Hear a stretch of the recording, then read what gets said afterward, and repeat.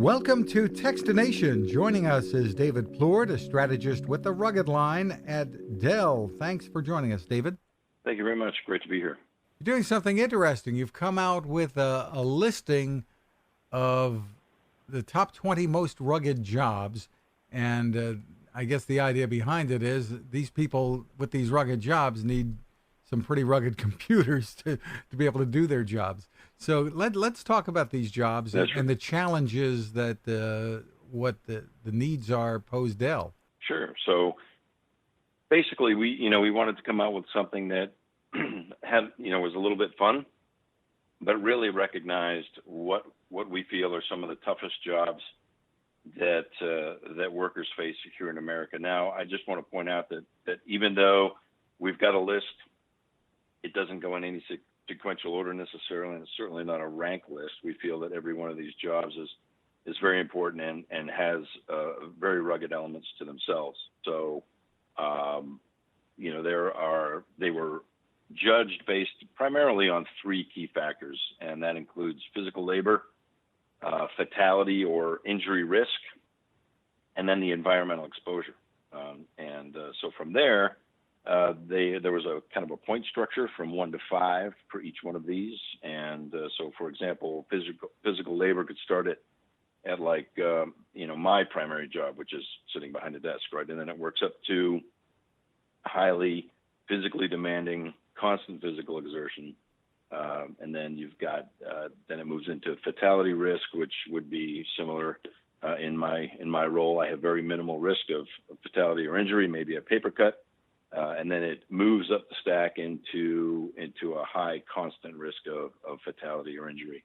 Then the environmental exposure it could be anything, right? Heat, cold, from a controlled, stable environment all the way up to unpredictable environments, stormy weather, any temperature range at all. So would you like to talk about the jobs that we have in the list individually? Yeah, let's talk about some anyway, and highlight some here, and I can run through what they all are.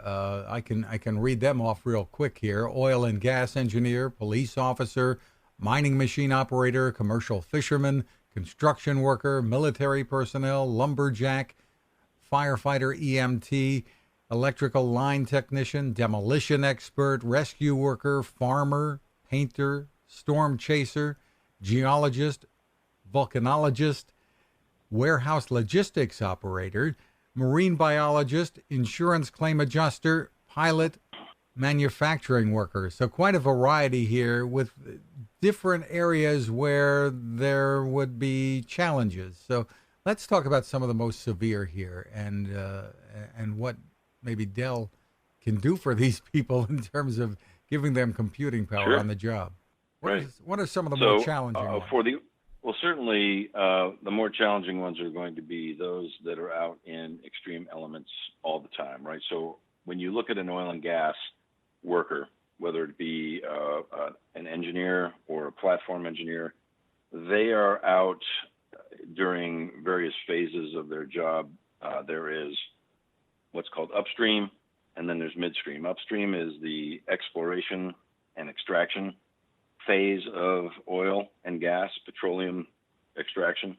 And those folks could be on an oil rig in the middle of the ocean in, almost hurricane-like conditions, still with a lot of moving parts, dirty, wet, humid, right? So they're out there and they really need that kind of rugged device to withstand those type of elements and still have access to data connected to their networks. And one of the most recent products that we actually just announced last month is a product that can be used in specifically more of a potentially explosive atmosphere. And it's got international certification, both from ATEX, which is a European standard or European requirements for use in potentially explosive environments. And then there's another standard, which is IECEX, and that's more of a global standard that's accepted and more globally recognized, but it's for the same use. So if there are going to be potentially vapors or or mist in the area, then these type of devices can be used in that. Now that's unique from, say, a police officer, right? Which in their environment is mostly going to be in a car, but they certainly are out in the elements, whether they're doing traffic stops, investigations, crime scenes, all of those type of things.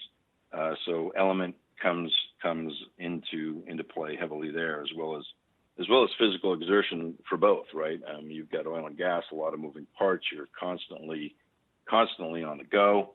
Police officers need that connectivity wherever they go. So mobile broadband is very important. GPS is very important for dispatch of calls and making sure that they arrive to the right location, right? That's critical for them. Now, GPS and dispatch could be extremely important for somebody who's also delivering goods or a field service or let's say, for example, an electrical line technician who has to go repair a transformer in the middle of a storm because power's out, right? And power can't be out. So we've got, elements like that. And we've got various form factors that could fit into any one of these categories properly. We've got laptops and we've got rugged tablets, and there are different levels of ruggedization depending on the need. So we have products that are what are considered semi-rugged, and those will still operate in the same temperature range, which is -20 to 145 degrees Fahrenheit, which you can fry an egg at 130 degrees. So our computers actually operate in higher temperatures than what it takes to fry an egg, and certainly operates in temperatures that's colder than freezing water, right? So that helps. But we've got in the semi-rugged versus the fully rugged, some of the differences there are going to be ingress protection for water and dust, moisture,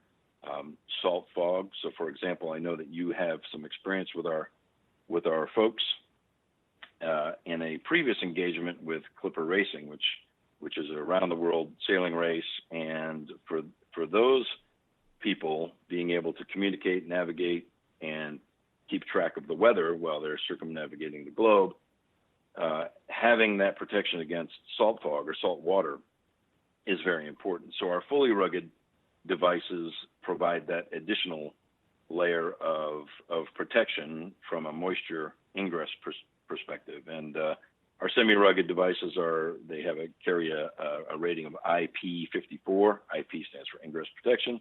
And then our fully rugged devices have protection ratings of IP65. So as we go through this list of varying jobs, you can imagine a lot of these have large moving parts, things where people could be injured very easily, and requires a lot of physical labor. Mining machine operator, similar to the oil and gas. Mining is a very dusty. You have potential for explosive dust in a mining environment. Commercial anglers or the commercial fishing industry. If I'm sure that many of your listeners have seen The Deadliest Catch, and those poor guys and gals are exposed to just crazy conditions trying to put some delicious seafood on our tables, right? Not to mention the salt water, and you mentioned the race, and I believe that's going on again now. And I suppose the same would hold true of another category here, the commercial fishermen. It would be, yes, very much, very, very similar conditions. You've got extreme temperatures, and then you've also got the salt fog and salt water. So very similar. In the construction industry, it varies, right? You could be a local state and local government public works team working to fix a water main break or fix a bridge. So you could be working construction there, or you could be on the 65th story of a building, right? Welding steel girders or pouring concrete. And as we've all seen, generally speaking, regardless of weather, unless it's really extreme, those jobs continue on. So a lot of physical labor, a lot of risk of injury, and the elements are certainly always a factor. You've got military personnel listed here too, and the challenges there are varied and obvious.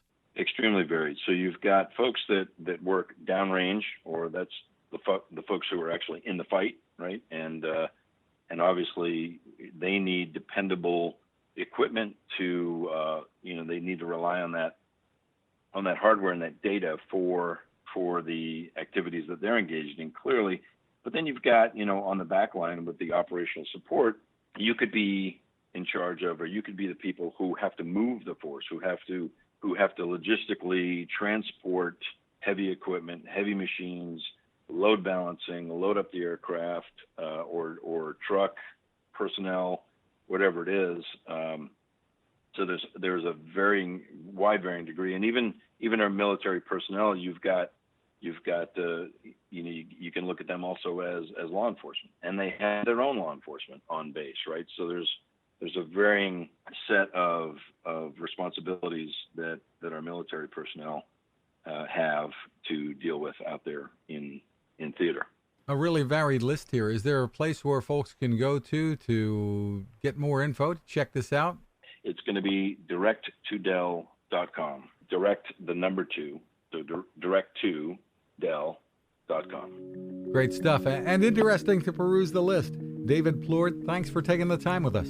Thank you so much. I really enjoyed the chat. Now this.